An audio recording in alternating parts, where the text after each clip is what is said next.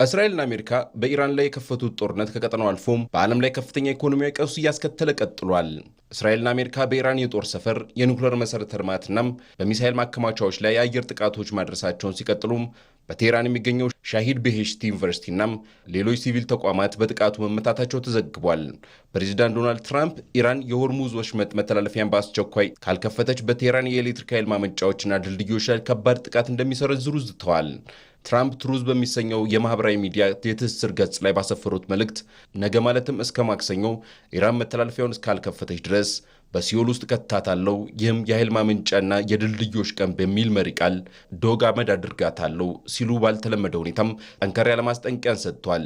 ይህ የፕሬዝዳንት ትራምፕ መልእክት የውጥረቱን ደረጃ ሲያንረው፣ ኢራን በበኩሏ የትራምፕን ዛቻ ውድቅ ከማድረግ በዘለለም አሜሪካ የማትጠብቀው ቅጣት ይጠብቃታል ስትል አስጠንቅቃለች። عملیات به اصطلاح نجات ارتش آمریکا የኢራን እስላማዊ አብዮታዊ ጥበቃ ጦር በኢራን 19ኛው የሚሳኤልና የድሮን ኦፕሬሽን በእስራኤልና በአሜሪካ ላይ ጥቃት ፈጽሟል። የጥበቃ ጦሩ የባህር ኃይል በተለያዩ ቦታዎች ላይ ቁልፍ ጥቃቶችን መፈጸሙን ይቀጥላል። በአሜሪካ የመካከለኛው ምስራቅ የመከላከያ ቁልፍ ቦታዎች በአረብ ኤሚሬቶች የሚገኙ የቴክኖሎጂ ኩባንያዎች ላይ ያነጣጠሩ ጥቃቶችን መፈጸሙን ይቀጥላል። የእስራኤል የንግድ መርከቦች ላይ ማነጣጠራችንን እንቀጥላለን። አትርሱ፣ ጥቃቱ ከቀጠለ ቀጠናው በአጠቃላይ ወደ ገሃነም ይቀየራል። የኢራን የፓርላማ አፈ ጉባኤ መሐመድ ባቄር ቀልባፊ ትራምፕን በግዴለሽና በኔታናዊ መሪነት ጦርነቱን እያባባሱ መሆናቸውን በመግለጽ ማንኛውም የጥቃት እርምጃ መላውን ቀጠና እንደሚያቀጣጥለው አስጠንቅቀዋል። ትራምፕ የሲቪል መሠረተ ልማቶች ማለትም እንደ ኤሌክትሪክ ኃይል ማመንጫዎች ያሉት ላይ ያነጣጠሩ መሆናቸው የዓለም አቀፍን ሕግን የሚጣረስናም የጦር ወንጀል ሊሆን እንደሚችልም እንደ አምነስቲ ኢንተርናሽናል ያሉ የሰብአዊ መብት ተሟጋቾችናም አንዳንድ የአሜሪካ ፖለቲከኞች እየተቹት ይገኛሉ።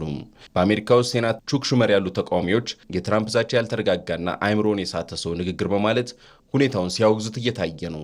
ቀደም ሲል በኢራን ዋና ከተማ ቴህራንና በሌሎች አካባቢዎች በአሜሪካና በእስራኤል የተፈጸሙ የአየር ጥቃቶች የኢራንን ወታደራዊ መሠረተ ልማቶችና ድልድዮችን መምታታቸው ይታወሳል።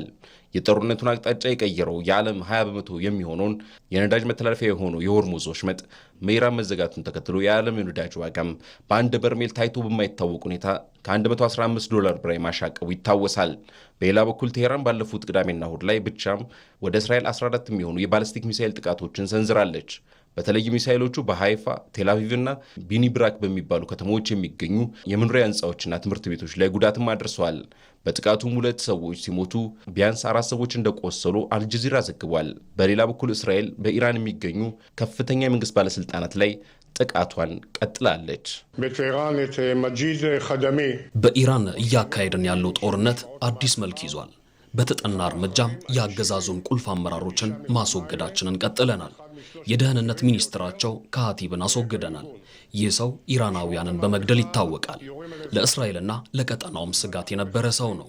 ባሳለፍነው አርብ የአሜሪካ ኤፍ-15 ተዋጊ ጀት በኢራን ግዛት ውስጥ የተከሰከሰ ሲሆን የጦር አውሮፕላኗ በኢራን የአየር መቃወሚያ ስርዓት እንደተመታች ከተነገረ በኋላም በ2 ቀናት ውስጥ ሁለቱም የበረራ አባላት በአሜሪካ ልዩ ኦፕሬሽን ከኢራን መውጣታቸውን ፕሬዚዳንት ዶናልድ ትራምፕ አረጋግጠዋል። እሳቸው እንዳሉት የአሜሪካ ወታደራዊ ኃይል በታሪኩ ከመቼውም ጊዜ በላይ ድፍረት በተሞላበት ፍለጋና የማዳን ዘመቻ አከናውኖ ነፍሳቸውን ታድጓል። ፕሬዚዳንት ትራምፕ ለሰላም ዝግጁ ነን፣ ከኢራን ጋር ስምምነት ላይ ለመድረስ ጥሩ ዕድል እንዳለ ቢገልጹም ኢራን በበኩሏ ጥቃት እየተፈጸመብኝ ድርድር አላደርግም ስትል አቋሟን አጽንታለች። በዚህ ሁሉ ውስጥ ግን ኦማን፣ ፓኪስታንና ግብፅ ጦርነቱን ለማርገብ እንዲሁም የ45 ቀናት የተኩስ አቁም ስምምነት እንዲደረግ ጥረት እያደረጉ ነው።